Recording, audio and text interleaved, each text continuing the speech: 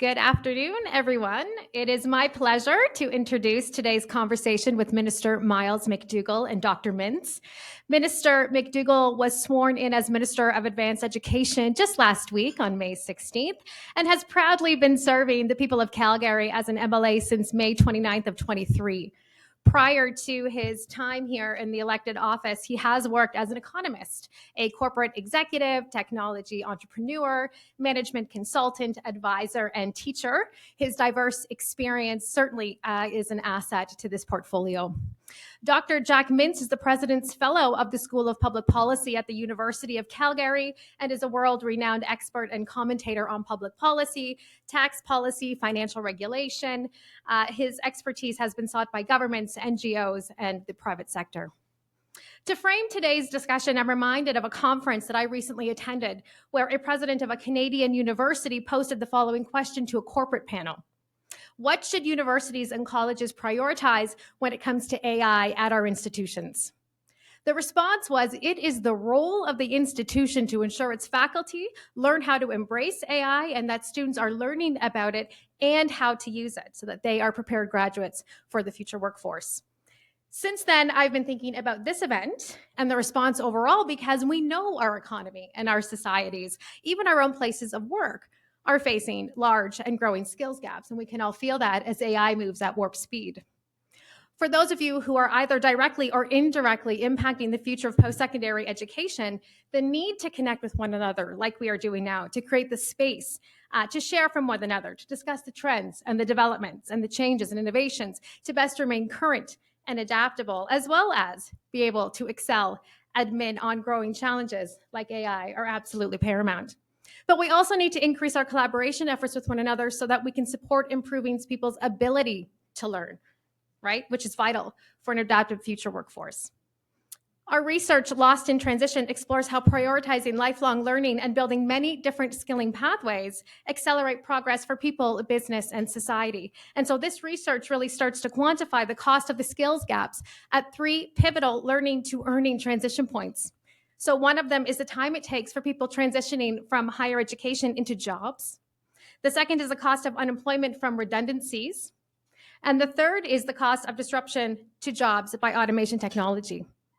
To improve on this, we need to place additional attention on these transition points just to make sure that the difference of becoming better at learning is occurring and that we are developing skilled, modern, and accessible learning pathways. So even though we don't know exactly what skills are going to be needed for the future, what we do know is that learning to learn is a critical skill set for the future workforce. And so with that, I look forward to an engaging conversation today. So please join me in welcoming Minister McDougall and Dr. Mintz to the stage.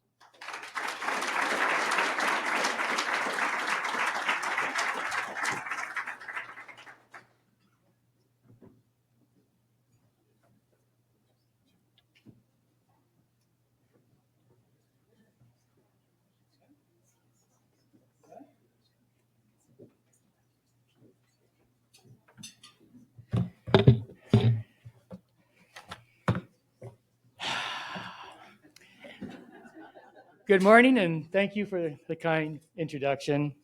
So yes, as mentioned, my name is Myles McDougall, and I have been Minister of Advanced Education for a little less than 7 days.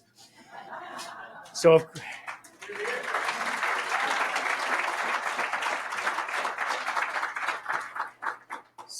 with all that time, of course, I know everything there is to know about advanced education, what needs to be done to fix it, and or improve on things. No, of course not. But I am honored to have this role, and I understand the magnitude of the responsibility and the importance of Alberta's post-secondary education in Alberta and in Canada. Although I know some of the folks here in the room, I see somebody I went to undergrad with, Kelly Sherlock, is she here? No. But many people I've met, some I have not. I'm looking forward to doing that. And as was mentioned, I come with an interesting basket of background and experiences. You mentioned I've been an economist, primarily in South America, although also in Europe, a corporate executive, an entrepreneur, management consultant, I've commercialized technologies and developed technologies, and been an advisor and been a teacher, including teaching business in the ex-Soviet Union, one of the first that ever happened. My wife has a couple graduate degrees and was a faculty member at U of C in Mount Royal. And my son is a student in the post-secondary education system here.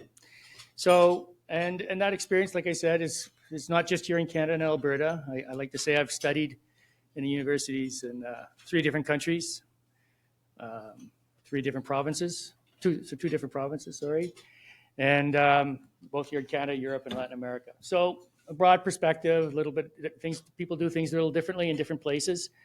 Doesn't make me an expert on much, but it does give me an understanding that I need to keep an open mind, because there's more than one way to do things, and there's many more ways to do things wrong. But my passion for public service and my desire to make Alberta a better place to live and raise it and my family is what inspired me to seek election and become an MLA in 2023. And it's a great honor to have my constituents of Calgary-Fish Creek place their trust in me, and of course for the trust that Premier Smith had in me and given me this portfolio. So I hope the perspective and experience I've gained in my life and career will help me contribute to the goals and priorities of Alberta advanced education. Today is an exciting day for me, and as we discuss the future of advanced education in Alberta. Alberta's government is pleased to work with all of you in this room, and we look forward to your future. We are committed to ensuring Alberta's post-secondary education system not only meets the needs of our students, but also drives the economic prosperity of our province. Alberta advanced education is meeting the challenge of a rapidly growing population with continued investments in post-secondary education and supporting a sustainable post-secondary education system that's preparing students for the jobs of tomorrow. And our strategic investments recognize the crucial role post-secondary institutions play in meeting the needs of our economy by addressing labor demands, creating jobs, attracting talent and investment, and driving the economy.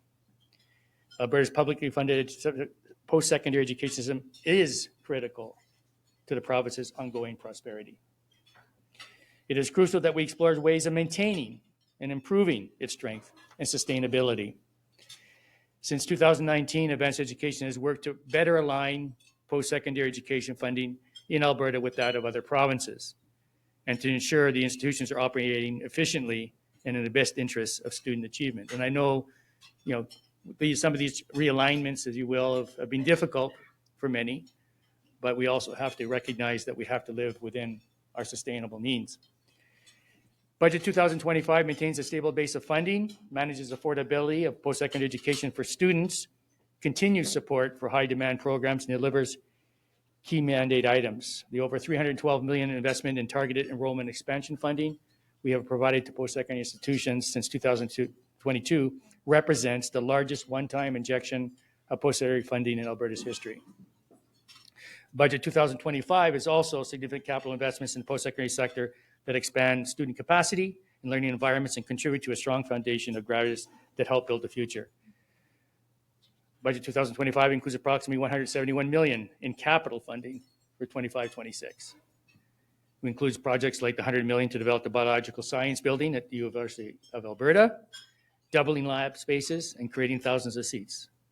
$30 million to help SAIT redevelop the Taylor Family Campus Center, and $25 million to Olds College to expand and renovate the W.J. Elliott building that will help increase their trades programming.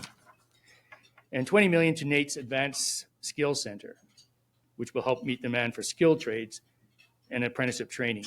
And this is an area that really needs a lot more focus and a lot more attention going forward. We all know about the shortages of these trades that we're facing right now, and it's going to become even a bigger problem if we don't address it in the future. Alberta is funding post-secondary education in a responsible way that it respects taxpayer dollars, provides students with the most value for their investment, and ensures we continue to produce the skilled workforce for the jobs of today and tomorrow. That's why we established, or my predecessor established, the expert panel on post-secondary system funding and competitiveness, chaired by renowned economist Dr. Jack Mintz. The panel is examining funding allocations, federal immigration policy impacts on Alberta's post-secondary institutions, administrative and regulatory burdens, and the overall competitiveness of Alberta's post-secondary system. So we look forward to seeing the recommendations from the panel later this year. And we look at ways, as we look at ways to ensure funding is being used in the best way possible to support the success of Alberta students. Alberta's government is helping to keep education accessible and affordable.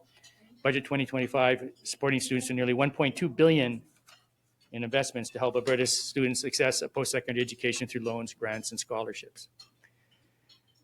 As the world around us evolves, Alberta is committed to helping students get the skills and knowledge they need to enter the workforce and meet the labor market demands of tomorrow. In fact, Budget 2025 is investing $78 million per year over the next 3 years to create seats in apprenticeship classes across the province. And we're making targeted investments that increase apprenticeship seats and programs in high-demand sectors and working with industry to understand tomorrow's workforce needs. For example, we recently announced a grant program to support union training providers to deliver funded apprenticeship classes in high-demand trades.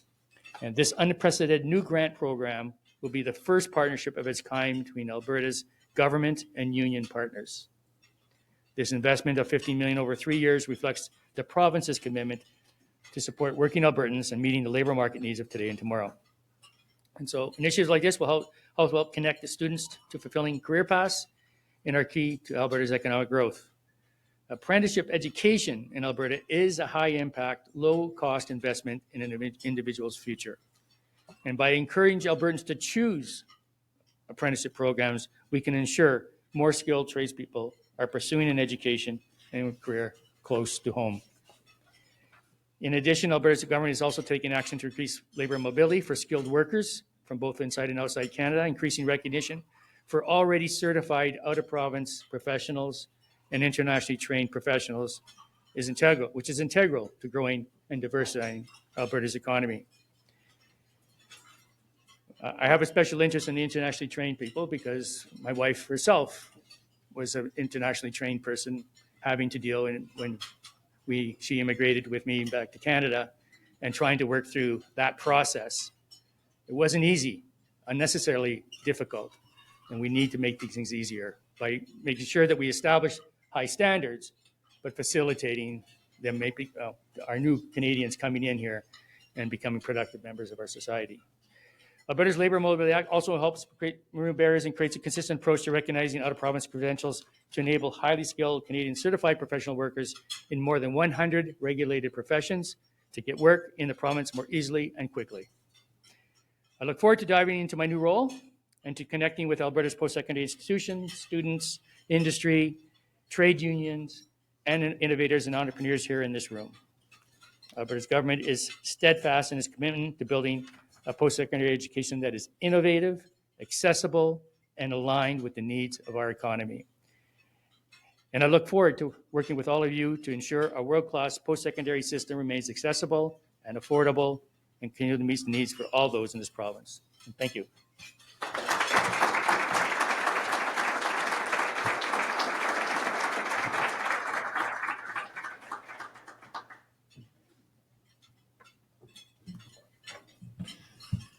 Well, thank you very much, Minister, for those comments and your reference to the panel, but also thank you, Catherine, for inviting me today to speak, which actually is not so easy because we're still working as a panel on our report.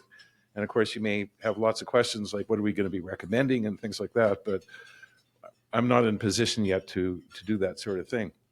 But what I would like to do is try to clearly emphasize, I think, some of the issues that are important, I think, with respect to advanced education in the province.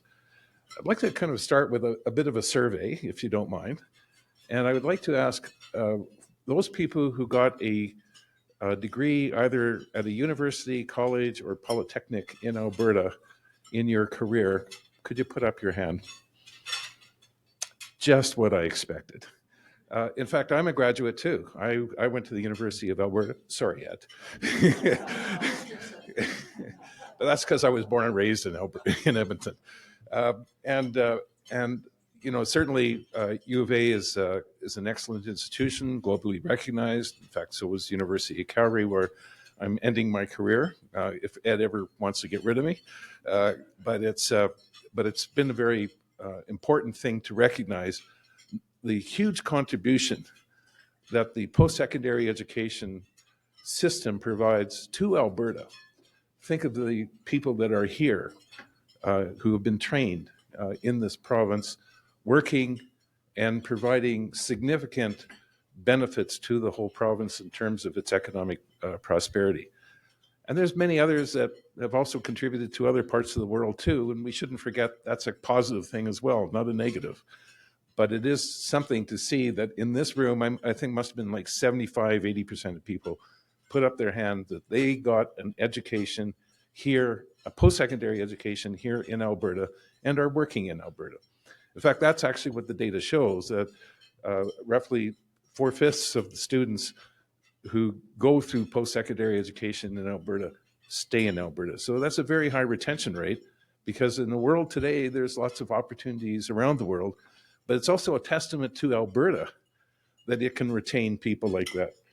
Because at one time, there are some parts of the world that had a lot of trouble retaining people. A good example was Ireland. It was the poor cousin of Europe, and they were losing people to the United Kingdom and to North America, and they weren't staying in Ireland. Ireland's fixed that problem through better growth and all sorts of other things, which I can go on at length, which I won't today. But but now they're attracting people from around the world, not losing people to the rest of the world. And today Alberta is growing at a tremendous rate. In fact, it's been the fastest growing province since 2020. But it also means there's going to be more pressures on the population side with respect to the education system, because there are going to be more kids going through school, and there's going to be more students that are going to be needing post-secondary education. And that's going to be a rising demand that's going to be coming in the future. So that puts pressure, obviously, on the budget that's faced by the post-secondary education system in general. We'll have a lot of time to talk about details, but let me say that what the panel, which includes myself and Charlene Butler from Edmonton, she's had experience working in the with the U of A Board of Governors. There's Joan Hertz, who actually was a vice president of one of our colleges here at Norquest in Alberta, but also very involved in the business community. She chairs the board of ATB, for example, today. There's Peter McKinnon, who's got a vast experience in running universities, both Saskatchewan, which Dalhousie, and in fact, when he came to Alberta, he helped the Alberta government deal with some issues around Athabasca University. And then there's Raymond Block, who has deep experience with the polytechnic world. Those are the components of the post-secondary education system. And of course, there's a lot of money that is needed to fund it. And it comes from three general sources. One source, of course, are the students, who provide tuition fees, and they also provide payments through mandatory fees and things like that to support their education. Then there's the government itself that also provides funding, around 2.1 billion in 23-24. I forget what the new number is, but it's a significant amount of money.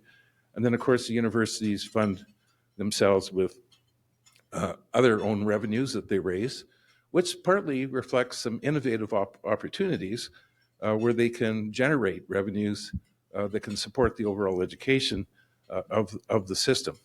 In fact, yesterday we did a consultation at Olds, which is a remarkable agricultural college that is doing some phenomenal things. Very expensive to run big machines, and having programs, whether it's in dealing with animals or with plants, or even producing beer. And by the way, the beer was quite good. I was very impressed.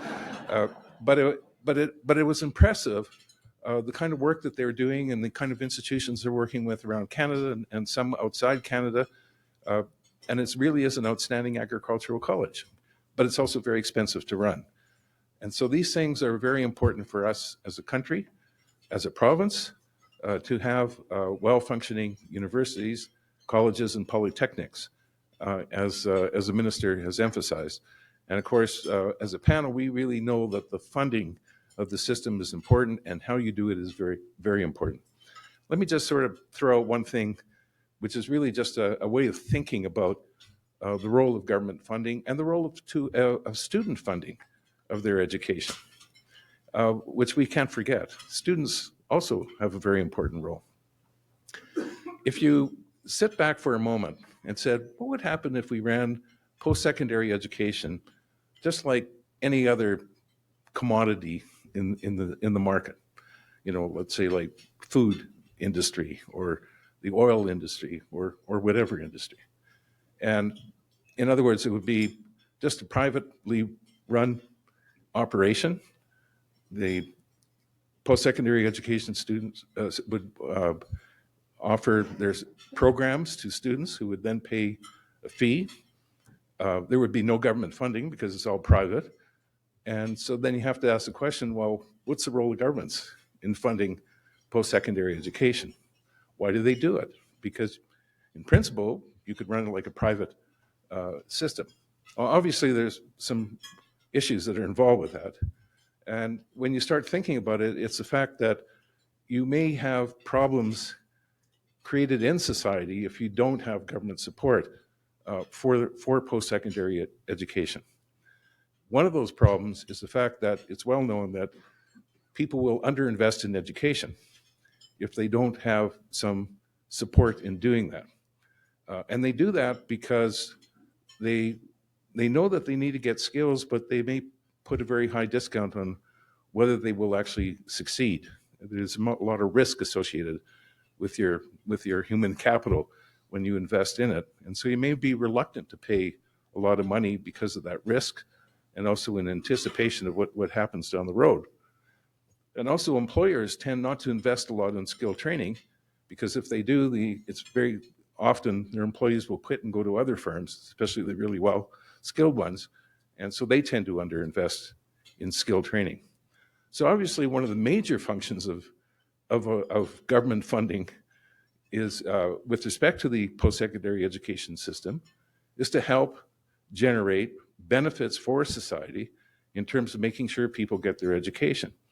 But that doesn't necessarily mean zero tuition paid by students because they get benefits for themselves in getting higher salaries and a better life as well.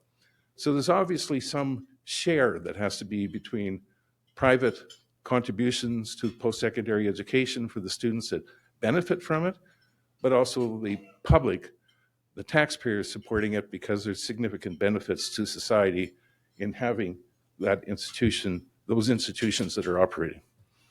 That's one item. Another item is research.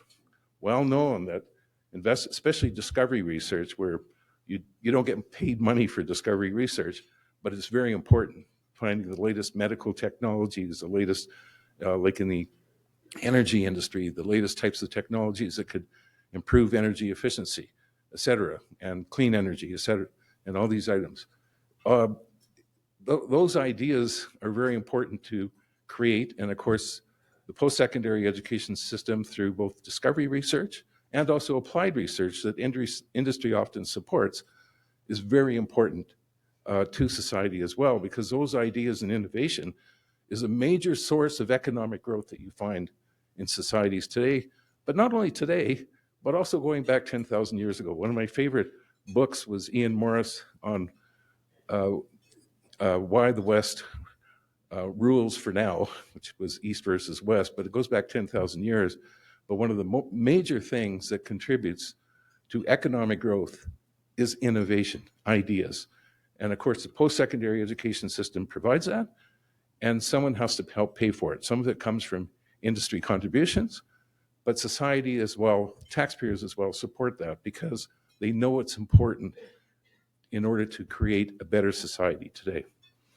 And then the third item, which we have to remember, is the immense contribution that the post-secondary education system provides to communities in Alberta, whether it's small rural communities like Olds, where I was yesterday, or even the large cities. It doesn't matter. Often professors are called upon to provide some advice, often free, by the way. You know, I do it a lot, and half the time I don't get paid.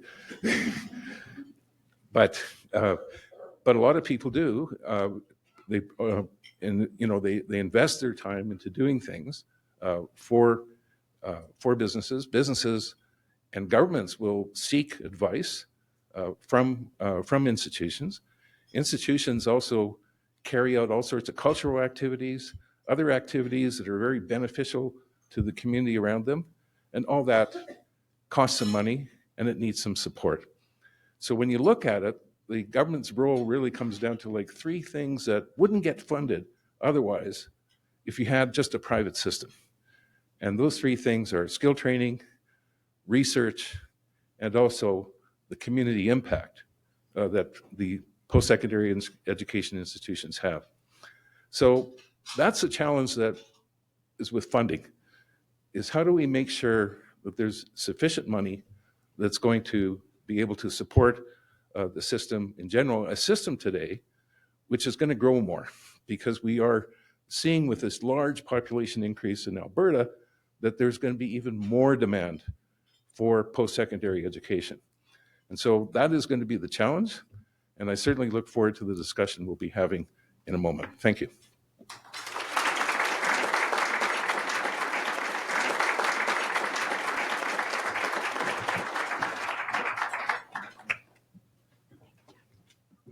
Thank you both. And now we'll have Art Korpach with Aperture Group, our platinum sponsor. He'll be joining the moderation with the fireside chat.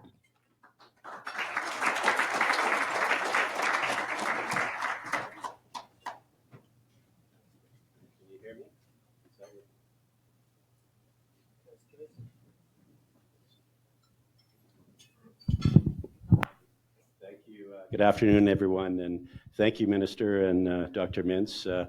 Really appreciate those comments.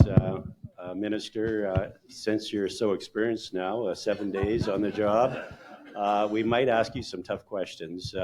I think I heard you say the panel was struck because we wanted to examine funding and make sure we have great outcomes and wonderful education skills in our province. Jack, you raised the question of public versus private, and you came back to say we need the public support.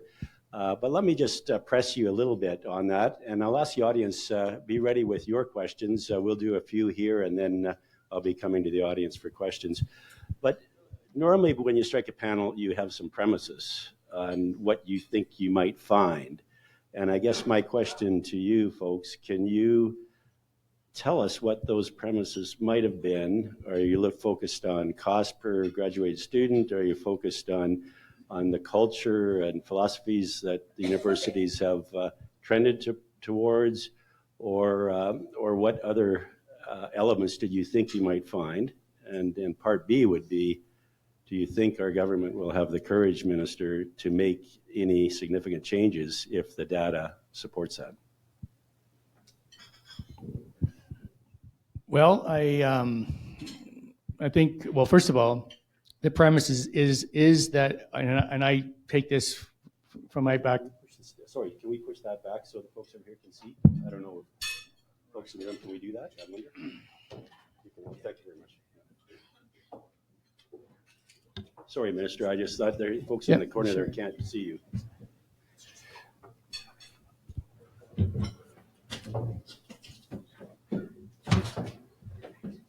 The Ranchman's Club doesn't mind us rearranging furniture, so we're okay. We can move some tables around. Well, as you know, I wasn't minister when we struck the panel, but walking into this role right now, my perspective is that first of all, as an economist, we have limited resources, and you got to get the highest utility out of the resources that you have. And I think all organizations always need to be looking at themselves and saying, how can we do things better? How can we do things faster? How can we do things more efficiently? And so that exercise of going back and looking at why things are done a certain way, and analyzing whether, is this really the best way? Is there other ways we can do this better? And we can look at other jurisdictions and other places to try to get ideas. And so that's point number one. Point number two, are we getting the best outcomes? Are we getting the people trained in what we need people trained and educated in at the right time, at the right places, recognizing the future is going to change. So, we need to be looking at those things and taking a hard look. And these questions can be difficult. It's the same thing in the corporate world or your own business. If you have that, we all have to, be doing those type of things. And so we need that exercise. So I think we can do things better. I think, for example, and we haven't really talked about it yet today, but this is something that I come from because in my own personal background, tech companies that we're doing our research and development. And if you look at what's happening with IP, intellectual property here in Canada, it's terrible, frankly, relative to where the money that we spend on the system and how we compare to other countries. So, one example is, what are we doing in that area that currently is not providing our country and our province the intellectual property benefits that we need so that we can increase our standard of living by increasing our productivity. We have a productivity problem here in this country. So those are a few things that come to mind, and so let's look at ourselves. Let's see how we can do things better, faster, and efficiently. Thank you, Minister. Jack, anything to add there? Yeah, let me just. Can you hear me? No.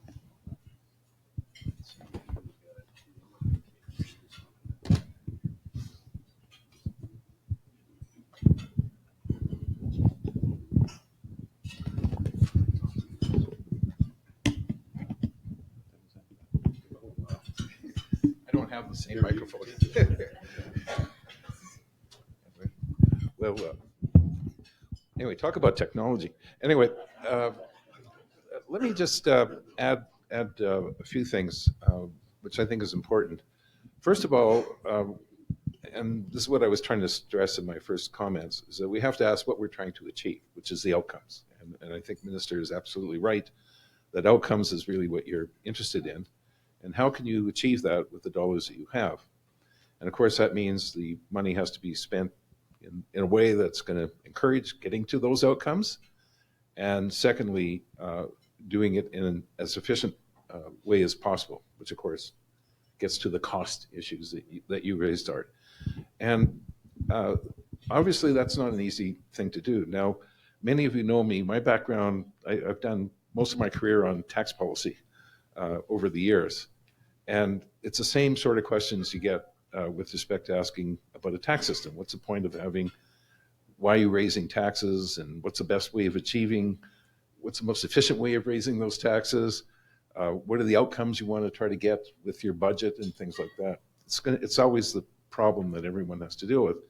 And so obviously one of the things that our panel is going to be looking at and is looking at very much is how do you measure those outcomes, and how do you have a supportive funding system to achieve those outcomes, including better efficiency. And the way that funding works, by the way, I'm on a hospital board in York Region in Toronto, near Toronto, and it's very interesting how the hospital system is funded in Ontario. Every hospital gets last year's budget plus some increment for this year's budget, and that's the funding formula. Then they may do some incremental or ad hoc allocations as a result. I hate to say it, Alberta is very similar in terms of post-secondary education, in terms of the way the budget is determined. There is some additional funding that's provided through the management agreements that provides some outcome-based funding, but generally it's you get what you got last year plus an increment. And hopefully you get an increment and not a reduction. Which has had to happen over the past 5 years as the province undertook a fiscal anchor of trying to bring its per capita spending down to the top 4 provinces per capita spending, which it's now achieved. So it is a challenge, and that's the reason why we're very much focused on the funding formula. And there are some really good examples around the world of ones that succeed.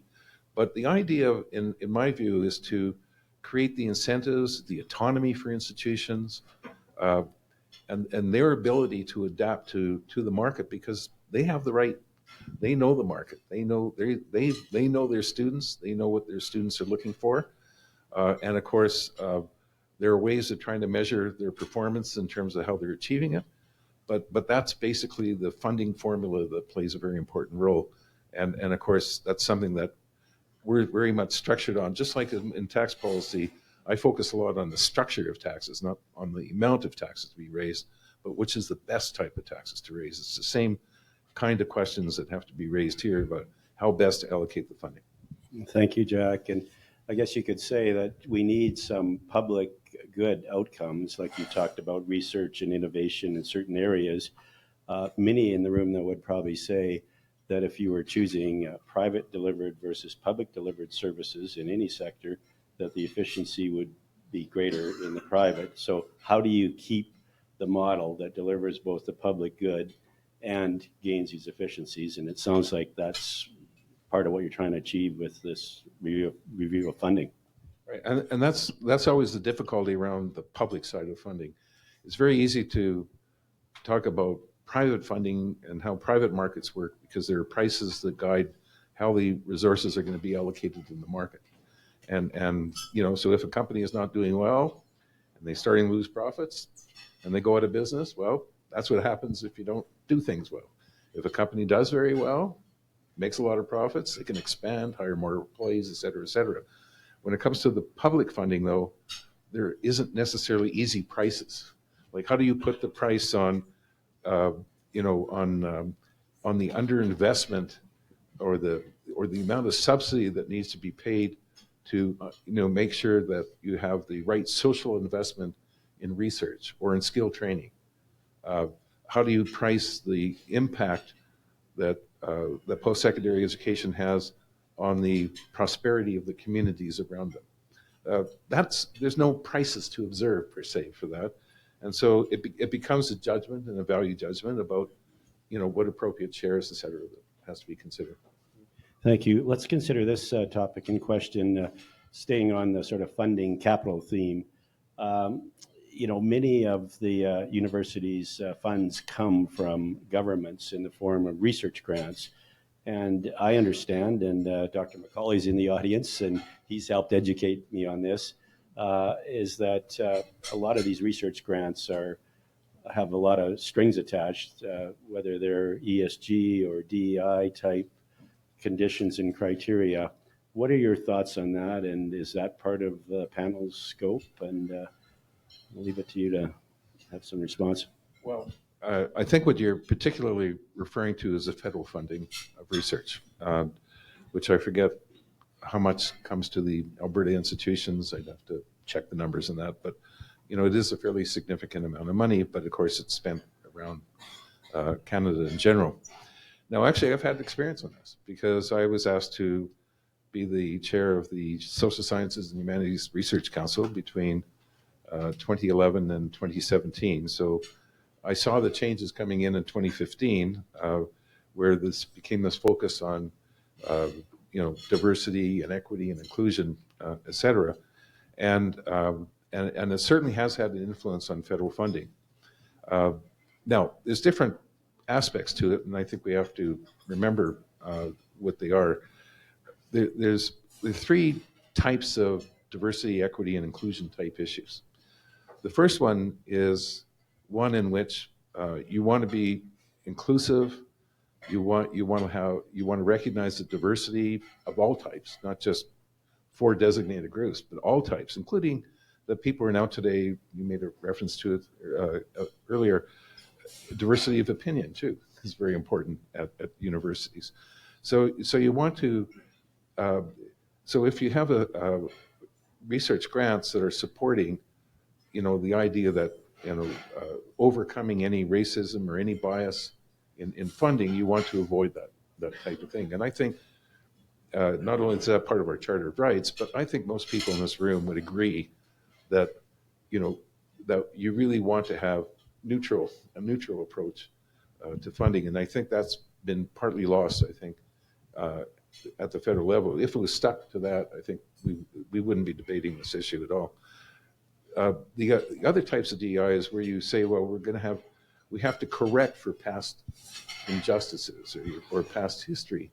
And so therefore, you need to give special preferences to certain groups over other groups, which moves away from merit and qualification in the way that you're granting. And that started pervading into the funding at the federal level.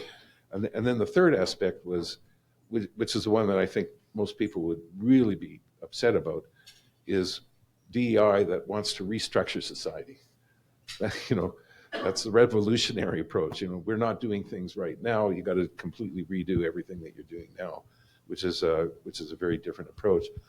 The federal funding institutions are not into that type of DEI. That's not their goal. So the question is, what can Alberta do about that? Because this is money that's coming from the federal government. It's out of the control of the Alberta government, unless the Alberta government says, no more, we won't take your money anymore. But of course, that isn't, I don't think that's a good way for the country to operate anyway. In fact, I've been thinking, and this is not the panel point of view, this is my own thoughts. When you look at the Constitution, the provinces are responsible for education. The federal government has the ability to research funding. It's quite appropriate at their level to do that. There's nothing in the Constitution that prohibits that. But I do worry that if the federal government funding starts impacting the education mission of post-secondary education institutions, I get concerned about that, because then it starts, I think, impacting on the province's responsibility of providing good education in their province. And so I've been thinking that this, we should be solving this the Canadian way. The Canadian way is the federal government and the provinces working together on things to try to solve problems. We've done this, again, going back to my history, the tax system. We have an unusual tax harmonization system in this world. We've handled it as a federal country, giving independence to the provinces to raise taxes, but at the same time, a certain amount of cooperation that makes it doing well. Given that this research funding at the federal level is impacting on the education mission at the provinces, I think the provinces, and here's an idea for you, Minister, this is coming from me, that the provinces should be talking to the federal government that there should be some role that they have with respect to the money, the research money that is being paid by the federal government especially through the tri-councils. In other words, there would be some discussion around that, trying to, in other words, have some sort of harmonization agreement where things are being achieved on a basis, as opposed to the federal government making changes to the way the three agencies operate without any consultation with the provinces. Minister, that dialogue makes sense to you? Well, it certainly makes sense, and I think you touched upon almost everything that one can say about the matter. I think that we have to be careful. The post-secondary sector requires public support. You need to have the public want to provide funding and other resources to the post-secondary sector. And I think there is an issue where certain, let's call it ideologies, have become very prominent in certainly some part of the post-secondary sector that isn't exactly, I would argue, consistent with what the general public sees things. And a little bit touched upon that in DEI policies. I think we all agree, inclusion, diversity. I'm more of an equality person than an equity person. But I think there has been a talk that has I don't, like I said, I don't think the public has been totally behind what's transpired, particularly in the universities and ideological orientation. There is an incompatibility between what, say, is called classic liberalism and social justice, and not that the desires of those who advocate for social justice. I think we all advocate for social justice. The question is, what's the mechanisms you're doing to achieve that? And so I'm a big believer in meritocracy. I believe that should be the primary consideration.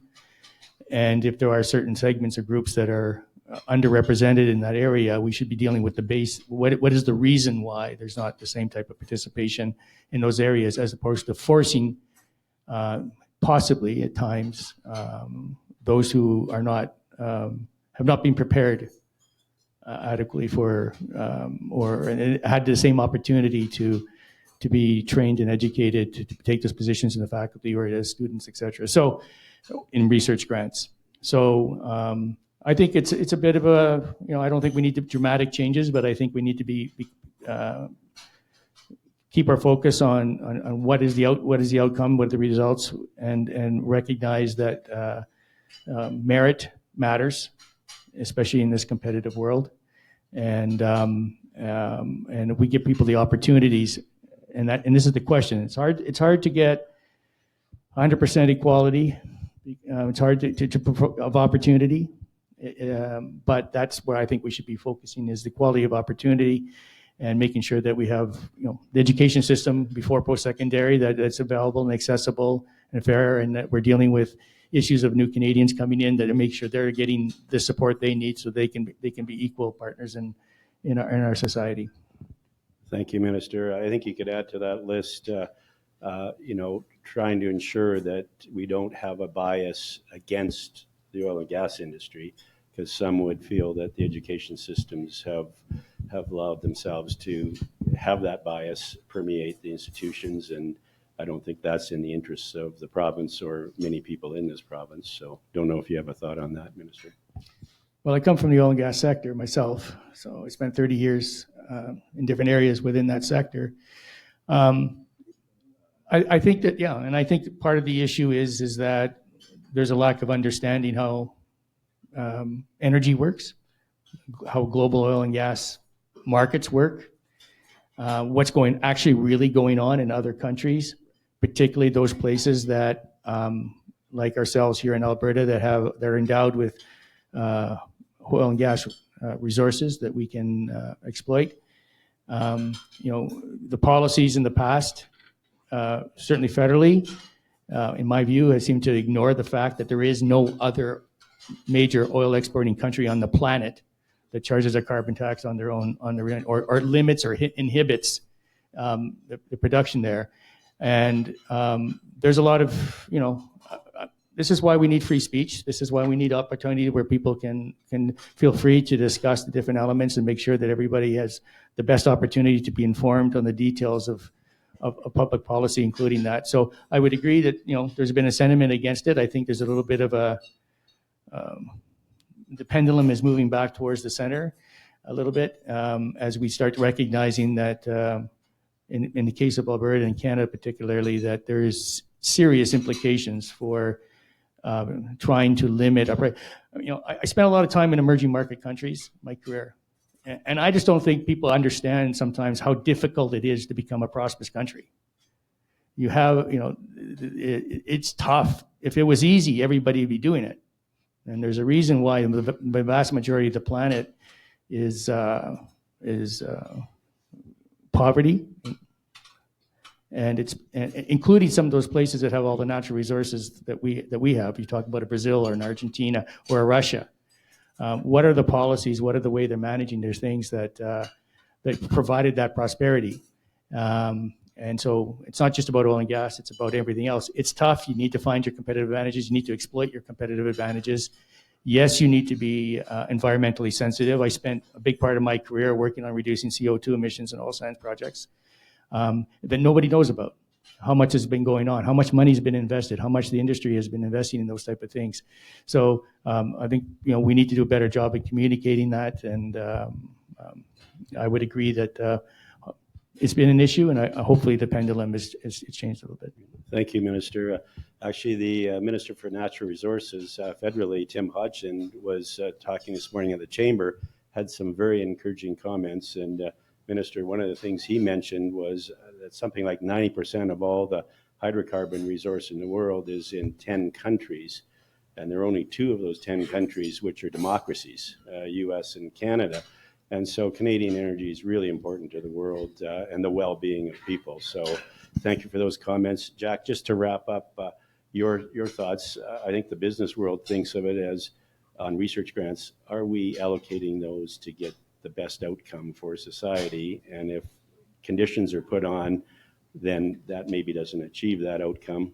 Some in Alberta would probably say it's actually our money that they're giving back to us after the equalization payments. So there's lots of different ways to think of it.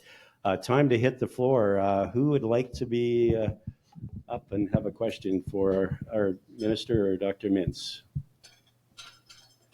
This is not a shy crowd. I know that you've got some burning questions out there. And do we have a mic? Yes, there we go, here in the back. Please go ahead. Mr. Minister, my name is Jason Pitcock. I'm here as part of the NAPE board. But first of all, congratulations on your appointment. And I love that you come from a varied background and bring, I think a really interesting perspective to the role. You mentioned, Dr. Mintz mentioned that he's focused on funding structures. I was interested in your thoughts around the meritocracy concept, and that meritocracy ultimately means that you earn the outcome. And I'm interested in your thoughts around, as we apply that to PSI funding structures, your thoughts around how innovation and differentiation between institutions can be rewarded through a funding structure on that sort of merit basis, and what your thoughts are on that. Yeah, I don't know if I have, defined ways as how, what the solutions are. Maybe next week I'll come up with that. But people much smarter than I have been working on it for several months now. But I think you need to tie funding to results, and there needs to be the proper incentive structures to get the results that you want or that you need. And so how you do that exactly in various elements, that's different for how, good teachers, good researchers. It's about, there's a lot of crossover, of course, but they're 2 distinct type of things. And we need to develop those structures, the formulas that reward good results. And so, again, I don't think I have anything specific today to talk about, but perhaps Dr. Mintz does. But I believe that's that's the principles that we should be applying to it. Thank you. Jack, anything you'd like to add? Yeah, these certainly on research, there's we have to remember there's 2 different types of research. So let me talk about applied research. That one actually almost has already a performance-based approach to it, because an industry comes along willing to put some money into applied research, and or a government body or whatever. Often that research grant includes performance criteria, things that have to be completed. And of course, if it's not done, not all the money may get paid. So the incentives are all built into the actual contract. And so that one I don't think is as problematical. The more difficult one is how do you define great research at institutions, especially discovery research, that isn't done under contract, but it's really done by the people. Well, first of all, there's a lot of things in the post-secondary education system that judges people in terms of their contributions. You go through a tenure process, you go through a promotion process. I've done it myself, where you're evaluated in terms of your impact of your research on the profession. And the question there are the standards. And the standards that I've been used to has been international standards. In other words, are you getting cited in the very best publications in the world? Are the top people in the field internationally know your work and using your work? And then of course there are in areas like take the sciences, for example, there are discoveries that are being made that actually could be monetized. And I think one of the things that universities, and Minister and I were just talking about this before the lunch, which we didn't get, by the way. But we'll bring it back out for you. Before your lunch. Anyway, But one of the things that is the monetization of discovery research at universities and colleges and polytechnics particularly as well, is that that's done through licensing and intellectual property, et cetera. And I think this is one of the areas that, again, innovative institutions can develop significant resources, own revenues associated with selling those rights. When I was at the University of Toronto number of years ago, there was a big push by Rob Pritchard at that time when he was president to try to improve the amount of licensing fees and royalties collected by the university. And so one of the things they decided to do was a whole education approach to all the faculty leaders, whether it was business, engineering, or whatever, to learn actually the whole system, to make sure they understand it. So one of the things I was asked to do was to put together some professionals to explain the academics how the research and development tax credit system worked, because it was very important to understand that and how university research can actually benefit from that system. And so this is something which, the School of Public Policy put out a very good paper just recently on technology transfer by Randall Mork and Mark Houston at the Business School in Alberta. And it's a very interesting paper to read. It's completely focused on this technology transfer issue and the issues that are around it. So my point is that your question is a great one, and there's great opportunities there, but I think we need to do better as a post-secondary education institution in the area of trying to monetize some of our research so that we can have great success with it. Thank you. Got a question in the back over there. Hi, Brent Francis with the University of Alberta. Minister, just want to congratulate you on your appointment, and Dr. Mintz, always great to hear from a distinguished alum. So my question, Minister, you've spoken about how you've been educated in multiple provinces, multiple countries around the world. I'm just wondering, is there anything from that experience, any aspect of post-secondary education in other jurisdictions that you'd really love to see come to Alberta, or anything about those experiences that really inform the way you view post-secondary education here? Well, I think one of the first things that you take from it is that there's more than one way to do things. And so for those who think, okay, we got the way, and this is the way it's always been, and this is the only way to get to do something, not true. Absolutely not true. So that would be number one. So you need to keep an open mind, and I think there's value to be, like I said, looking at other jurisdictions and other institutions that are located in other jurisdictions to see what they've done and how they're operating. I've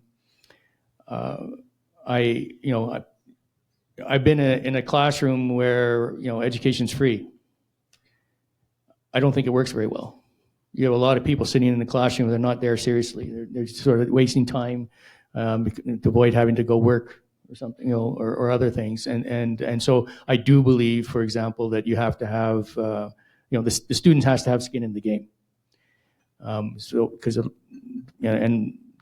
There's that. There's great public universities and colleges. There's great private universities and colleges and other post-secondary institutions. But I go back to the ones where I felt were working the best were things that valued and prioritized merit and results. So that's just a general commentary. I'm not going to come up and say we should do this here at the University of Alberta today or something like that. But those are the principles that I would apply. Thank you, Minister. Any other questions from the floor? We had a couple of write-in ones on the skills trade. So I don't know if Mike or others want to address that, but we'll go to this gentleman over here, and then we'll move to skilled trades. Bob Marshall, I'm the Reeve for the County of Grand Prairie. Congratulations, Minister McDougall, on your appointment, and we look forward to seeing you next week when caucus comes up to our region. Also, with regards to education, in the north, we've got some unique challenges. If you look at the north, and Edmonton is not north, it's not even central Alberta. We're 60% of the landmass, but we're only 10% of the population. Yet the vast majority of the resource wealth comes out of the north. And for the trades and that education, engineering, all those components, to keep those people in the north, if we train them in the north, they're more likely to stay. And I have also President Vanessa Shane here with Northwest Polytechnic is here as well. In my opinion, she's done an incredible job working with industry and our community, looking outside the box as how we can meet the needs of the labor market within our region. So I would strongly recommend for the panel to also look not just within the way we've always done it, but how do we engage with industry? And Vanessa has done an awesome job with engaging with industry around the apprenticeship programs, getting them to participate, because resources, as you said, resources are limited. So how do we maximize that and engage a community who needs those resources? So really looking outside the box is how do we fund those and continue to provide the labor that we need for those resources back to our provincial budgets. And also, I mean, we also have Wonder Valley up in the Greenview area that's coming through, and they're still moving ahead on that. So a massive data farm. It's just shows the potential that the North has, but we need that investment back in the North with all the revenue that comes out as well. Well, I totally, would agree with your comments there. And we have a challenge, we getting people to go and live and work in those areas where we actually generate most of our GDP, or at least exports. And I think we recognize that. I think we're trying to do a lot in that area. I mean, we're going to educate doctors in Grand Prairie now, for example.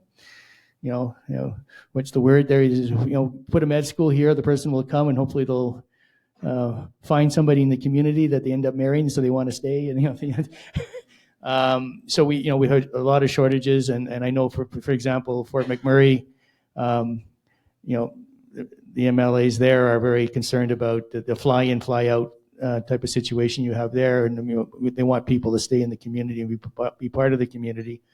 So we have to make some investments in that area to make that happen. And in many of these cases, it may not be the most cost-effective from pure dollar and cents perspective to locate some things like that in those communities, but on a individual basis, looking at the issues, we're going to have to try new things, see if it works, like the med school in Grand Prairie and Lethbridge. And it has to be comprehensive, because a lot of the issues it's about housing, it's about infrastructure, etc. And so you have to have a coordinated provincial amongst many departments to try to make those things happen. It's roads, it's highways, things like that. So I know our government is very aware of that. We have some very loud MLAs in the region who express their views in caucus and try to keep us city folks aware that these things happen. So I don't know if that's answering your question, but I agree that there needs to be sometimes special solutions to make sure that what works for rural Alberta, and particularly the far north, to have the government services and the reasons that people want to be there and stay there and produce there. Thank you, Minister. I think we have time for one more question from the floor, if we have it. Over here. You were first. Yeah. Oh, just your name. Sure. Thank you. Thank you so much. My name is Pedro. I am the president of the University of Alberta Students' Union, as you can tell. As you can tell there. Congratulations again, Minister, and thanks so much for coming out to talk with us, Dr. Mintz. It's really wonderful to see, and it's our collaboration with the government of Alberta in recent years has been awesome, especially with the implementation of the 2% tuition cap and other measures of constant communication. Now, we have talked a little bit about how outcome measures that can guide decisions in the post-secondary sector. As the former president of UCSU yourself, you know very well that students' unions and associations across Alberta are very well positioned to portray the opinions of students in our institutions. So my question is, what do you believe is the role of student associations in the discussions of fees, tuition fees, exceptional tuition increases, and any of these measures that impact affordability here for students in the province? Well, I think government works best when we get input from all the segments that are, the stakeholders within the programs and policies that we do. So I always felt when I was a student union president that I had something to say, and I was there representing my students, and I think I was fortunate at that point in time. We had a Minister of Advanced Education who paid attention and gave, and so I think it's about making sure that you're sincere in your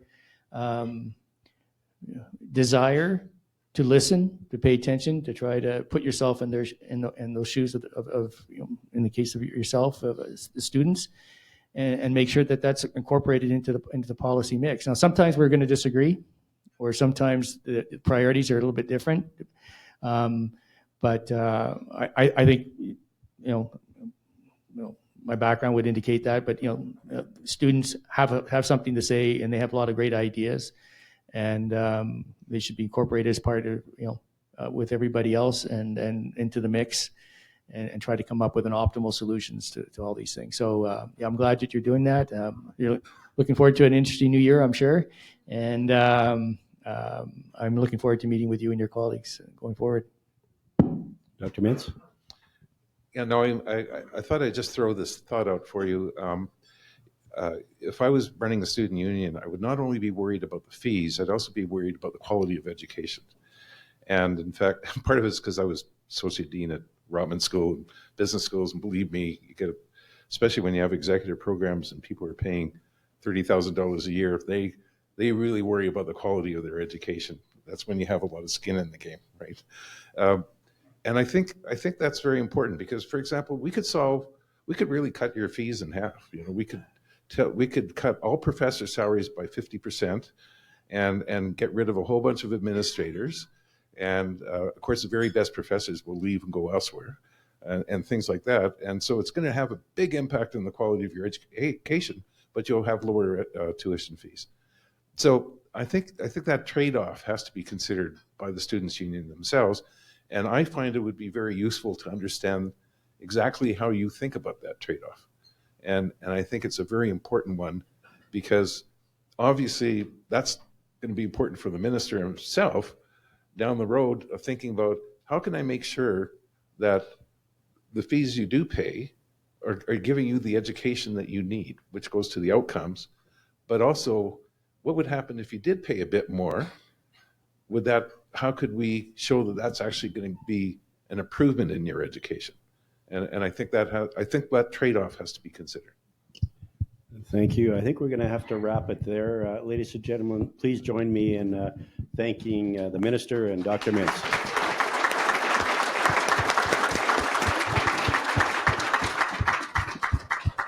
Thank you. If you guys could just stay there for a moment, if you don't mind. And now we have Mike with Blue Belt going to do the official thank you.